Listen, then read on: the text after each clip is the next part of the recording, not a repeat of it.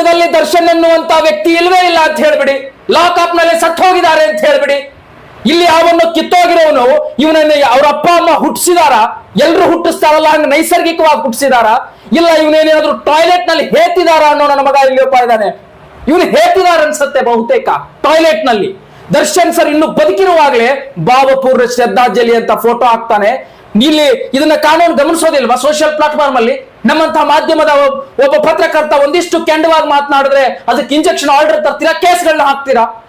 ಇಲ್ಲಿ ಒಬ್ಬ ಸ್ಪರ್ಧರೂಪಿ ಕನ್ನಡ ಚಲನಚಿತ್ರರಂಗದ ಅತ್ಯಂತ ಸ್ಪರ್ಧರೂಪಿ ನಾಯಕ ನಟ ಇನ್ನೂ ಜೈಲಿನಲ್ಲಿ ಬದುಕಿದ್ದಾನೆ, ಪ್ರಶಾಂತವಾಗಿದ್ದಾನೆ ಅಂದ್ರು ಆತನ ಬಗ್ಗೆ ಭಾವಪೂರ್ಣ ಶ್ರದ್ಧಾಂಜಲಿ ಅಂತ ಫೋಟೋ ಹಾಕುವಂತ ಇಂತ ನವಕರಾಮ್ನ ಮಕ್ಕಳಿಗೆ ಯಾವ ಶಿಕ್ಷೆಯನ್ನ ಕೊಡ್ತದೆ ಕಾನೂನು?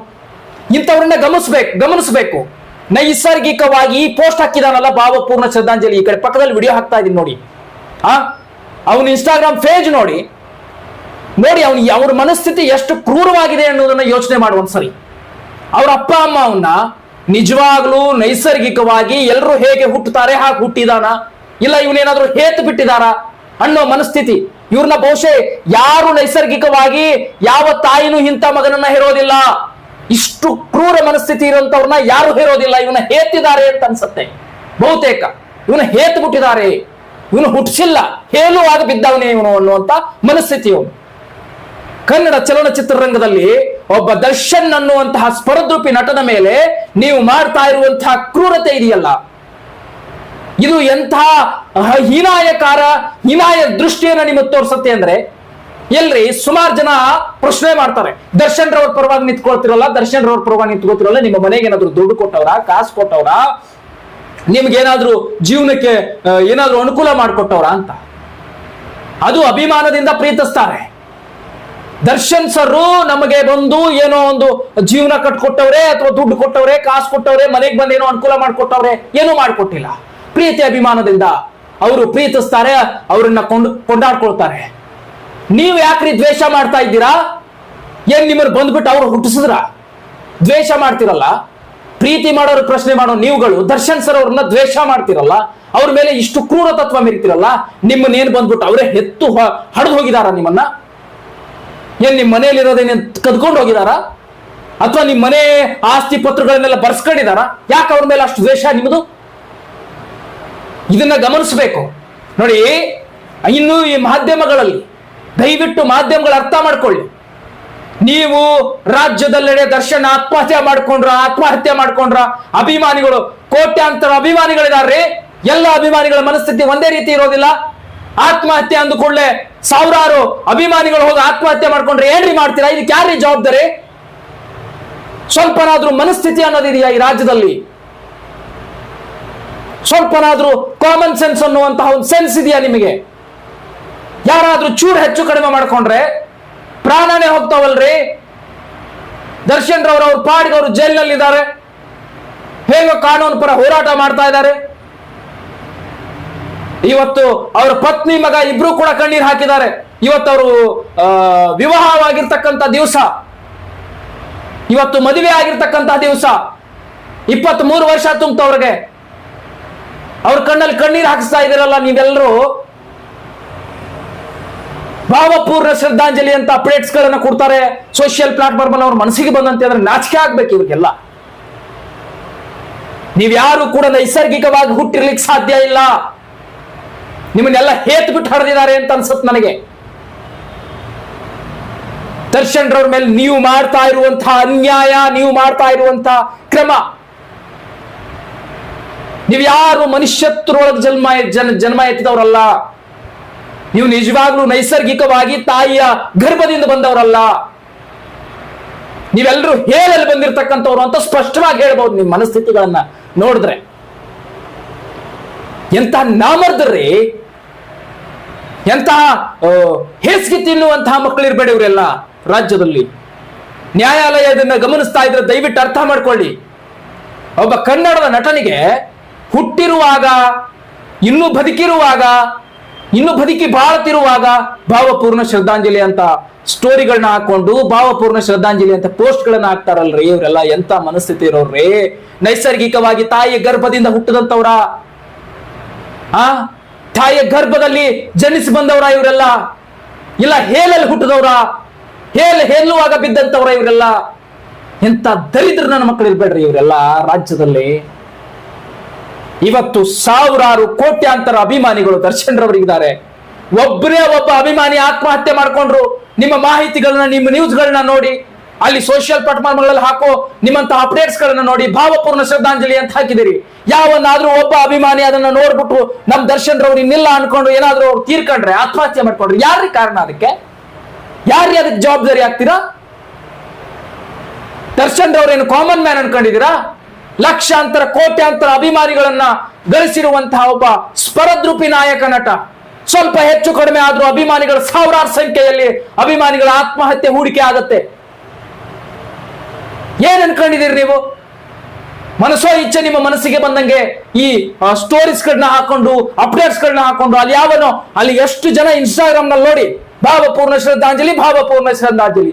ಇನ್ನು ಬದುಕಿರುವಾಗ ಅವರು ಸಾಯೋದು ನಿಮಗೆ ಎಷ್ಟು ಖುಷಿ ಇದೆಯೋ ನನಗಂತೂ ಗೊತ್ತಾಗ್ತಾ ಇಲ್ಲ. ಅವ್ರ ಸಾವನ್ನ ಯಾಕೆ ಇಷ್ಟು ಬಯಸ್ತಾ ಇದ್ದೀರೋ ಅಂತ ಗೊತ್ತಾಗ್ತಾ ಇಲ್ಲ. ಯಾರು ದರ್ಶನ್ ರವರ ಸಾವನ್ನ ಬಯಸಿದಿರಿ, ನಿಮ್ಮ ಮನೆಗಳಲ್ಲೇ ಸಾವುಗಳಾಗತ್ತೆ. ಅದು ಕರ್ಮ ರಿಟರ್ನ್ ಅನ್ನೋದು ಹೊಡೆಯುತ್ತೆ. ನಾನು ಬಯಸ್ತಾ ಇಲ್ಲ ನಿಮ್ಮ ಮನೆಗಳಲ್ಲಿ ಸಾವನ್ನ, ಆದ್ರೆ ಕರ್ಮ ಅನ್ನೋದು ನಿಮ್ಮನ್ನ ಬಿಡೋದಿಲ್ಲ. ದರ್ಶನ್ ರವರನ್ನ ಸಾವು ಬಯಸ್ತಾ ಇರುವಂತವ್ರು ನಿಮ್ಮ ಮನೆಯಲ್ಲಿ, ನಿಮ್ಮ ಮನೆಗಳಲ್ಲೇ ಸಾವುಗಳಾಗತ್ತೆ. ಅದನ್ನ ನಾನು ಬಯಸ್ತಾ ಇಲ್ಲ, ಅದು ರಿಟರ್ನ್ ಅನ್ನೋದು ಭಗವಂತ ನಿಮಗೆ ಕೊಡ್ತಾನೆ, ಕರ್ಮ ಅನ್ನೋದು. ಹೊಟ್ಟೆಗನ್ನ ತಿಂತೀರ ನೀವೆಲ್ಲ. ದರ್ಶನ್ ಅಂದ್ರೆ ಏನೊಬ್ಬ ಕಾಮನ್ ಮ್ಯಾನ್, ಏನು ಯಾರು ಹೆಂಗ್ ಬೇಣಿ ಏನ್ ಪೋಸ್ಟ್ ಗಳನ್ನ ಹಾಕಿದ್ರು ನಡೆಯುತ್ತೆ. ಭಾವಪೂರ್ಣ ಶ್ರದ್ಧಾಂಜಲಿ ಹಾಕಿದ್ರೆ ಅಭಿಮಾನಿಗಳು ಕೋಟ್ಯಾಂತರ ಸಂಖ್ಯೆಯಲ್ಲಿ ಅಭಿಮಾನಿಗಳಿದ್ದಾರೆ. ಎಲ್ಲ ಅಭಿಮಾನಿಗಳ ಮನಸ್ಥಿತಿ ಒಂದೇ ತರ ಇರೋದಿಲ್ಲ. ಎಲ್ಲ ಅಭಿಮಾನಿಗಳು ಒಂದೇ ತರ ಯೋಚನೆ ಮಾಡೋದಿಲ್ಲ. ಎಲ್ಲ ಅಭಿಮಾನಿಗಳು ಪಟ್ಟಂತ ಎಲ್ಲಾ ಸುದ್ದಿಗಳನ್ನು ತಿಳ್ಕೊಳ್ಳಕ್ಕೆ ಆಗ್ತಿರೋದಿಲ್ಲ. ದರ್ಶನ್ ರವರನ್ನ ಮನದಾಳಕ್ಕೆ ಹಚ್ಕೊಂಡಿರುವಂತ ಎಷ್ಟೋ ಅಭಿಮಾನಿಗಳು ನಮ್ಮ ಭಾಷೆ ಎಲ್ಲ ಹೋದ್ರಲ್ಲ ಅಂತ ಹೇಳಿ ಆತ್ಮಹತ್ಯೆ ಕೂಡ ಮಾಡ್ಕೋಬಹುದು. ಆ ಆತ್ಮಹತ್ಯೆ ಮಾಡ್ಕೊಂಡ್ರೆ ಅದಕ್ಕೆ ಯಾರು ಕಾರಣ ಆಗ್ತೀರಾ ನೀವು? ಯಾರಿಗೆ ಕಾರಣ ಆಗ್ತೀರಿ? ಏನ್ರಿ ಅದು? ನಮ್ಮ ರಾಜ್ಯದಲ್ಲಿ ಇಂತಹ ವ್ಯವಸ್ಥೆ ಅಡಗ್ತಾ ಇದೆ ಅಂತಂದ್ರೆ ಒಂಥರ ನೋವಾಗತ್ತೆ ಮನಸ್ಸಿಗೆ. ನಾವೇನಾದ್ರೂ ಒಂಚೂರು ಹೆಚ್ಚು ಕಡಿಮೆ ಮಾತಾಡಿದ್ರೆ, ಸಮಾಜದ ದೃಷ್ಟಿಯಿಂದ ನಾವೇನಾದ್ರೂ ಮಾತಾಡಿದ್ರೆ ಅದು ನಮ್ಮನ್ನ ಕಾನೂನು ದೃಷ್ಟಿಯಿಂದ ತಪ್ಪು ಅಂತ ಹೇಳಿ ಕೆಲವು ಜನ ಬರ್ತಾರೆ.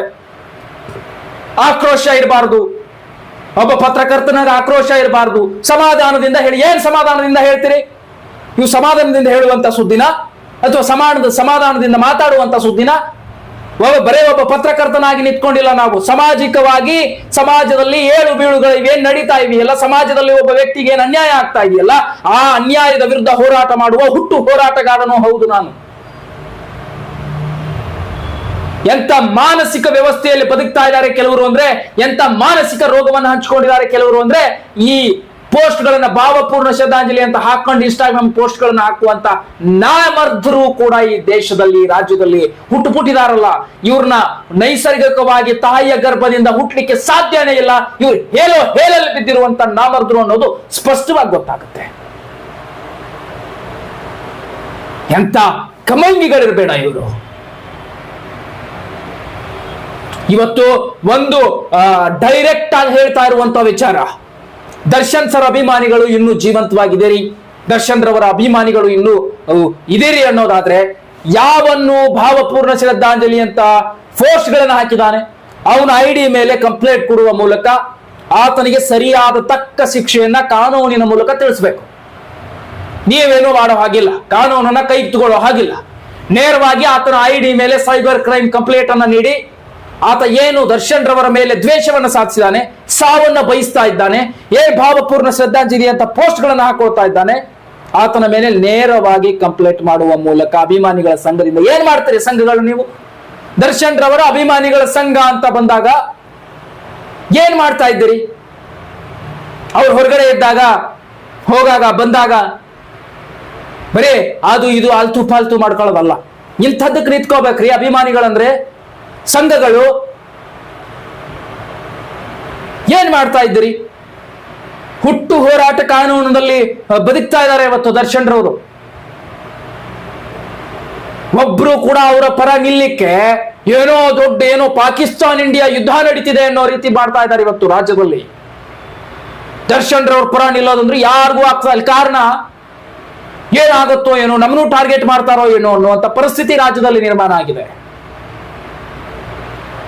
ಒಳ್ಳೆ ಮನಸ್ಥಿತಿ, ಮನೋಭಾವ, ಸಹಕಾರ, ಸಹಾಯ ಇವನ್ನ ಮಾಡ್ತಾ ಇದ್ದಂತ ವ್ಯಕ್ತಿಗೆ ಇವತ್ತು ನೋಡಿ ಯಾವ ರೀತಿಯಾದಂತಹ ಹೀನಾಯ ಮನಸ್ಥಿತಿಯನ್ನ ಅವರು ಹಾಕೊಳ್ತಾ ಇದ್ದಾರೆ ಜನ. ಎಂತ ಹೀನಾಯ ದುಸ್ಥಿತಿಗೆ ಬಂದಿದ್ದಾರೆ ಜನ. ನಿಜಕ್ಕೂ ಕೂಡ ಬೇಸರ ಇದು. ರಾಜ್ಯದಲ್ಲಿ ನಿಜಕ್ಕೂ ಕೂಡ ಬೇಸರದ ಸಂಗತಿ. ಇಷ್ಟು ಬೇಸರದ ಸಂಗತಿ ಅಲ್ಲ. ಇಂತಹ ರಾಜ್ಯದಲ್ಲಿ ಇಂತಹ ಕೆಟ್ಟ ಹುಳಗಳು ಇನ್ನೂ ಇವೆ ಅಂದ್ರೆ ಬಹಳ ಸ್ಪಷ್ಟವಾಗಿ ಗೊತ್ತಾಗುತ್ತೆ ನಮ್ಮ ರಾಜ್ಯ ಅರ್ಧಕ್ಕರ್ಧ ನಾಶ ಆಗ್ತಾ ಇದೆ ಅನ್ನೋದು. ಸೋಷಿಯಲ್ ಮೀಡಿಯಾದಲ್ಲಿ ಇವರು ಧಾರಾಕಾರವಾಗಿ ಒಬ್ಬ ಅದ್ಭುತವಾದಂತಹ ನಾಯಕ ನಟನನ್ನ, ಒಬ್ಬ ವ್ಯಕ್ತಿಯನ್ನ ಸಾವು ಬಯಸಿ ಭಾವಪೂರ್ಣ ಶ್ರದ್ಧಾಂಜಲಿ ಅಂತ ಇದ್ದಾಗಲೇ ಹಾಕ್ತಾರೆ ಅಂದ್ರೆ ಇದು ಕಾನೂನು ಗಮನಿಸೋದಿಲ್ವಾ? ಒಬ್ಬ ವ್ಯಕ್ತಿಯ ಸಾವು ಬಯಸ್ತಾ ಇರೋನು ಕೂಡ ಒಬ್ಬ ಕೊಲೆಗಾರನಷ್ಟೇ, ಒಬ್ಬ ಹತ್ಯೆಗೈಯುವವನಷ್ಟೇ ಕ್ರಿಮಿನಲ್ ಆಗಿರ್ತಾನೆ ಅನ್ನೋದು ಇದು ಸ್ಪಷ್ಟವಾಗಿ ಗೊತ್ತಾಗುತ್ತೆ. ಇವರೆಲ್ಲ ಏನ್ ಭಾವಪೂರ್ಣ ಶ್ರದ್ಧಾಂಜಲಿ ಅಂತ ಹೇಳಿ ಪೋಸ್ಟ್ ಗಳನ್ನ ಹಾಕ್ತಾ ಇದಾರ, ದರ್ಶನ್ ರವ್ರ ಫೋಟೋ ಹಾಕೊಂಡು ಇವರೆಲ್ಲ ದರ್ಶನ್ ರವ್ರನ್ನ ಹತ್ಯೆ ಮಾಡುವಕ್ಕೂ ಹೆಸೋದಿಲ್ಲ. ಇವರೆಲ್ಲ ಕ್ರಿಮಿನಲ್ಸ್ ಅನ್ನೋದು ಸ್ಪಷ್ಟವಾಗಿ ಕಾನೂನಿನ ಅಡಿಯಲ್ಲಿ ನಮಗೆ ಗೊತ್ತಾಗ್ತಕ್ಕಂಥದ್ದು. ದರ್ಶನ್ ರವ್ರಿಗೆ ಒಳ್ಳೆ ಕಾಲ ಬರುತ್ತೆ, ಬಹಳ ಪ್ರಯತ್ನಿಸಬೇಡಿ.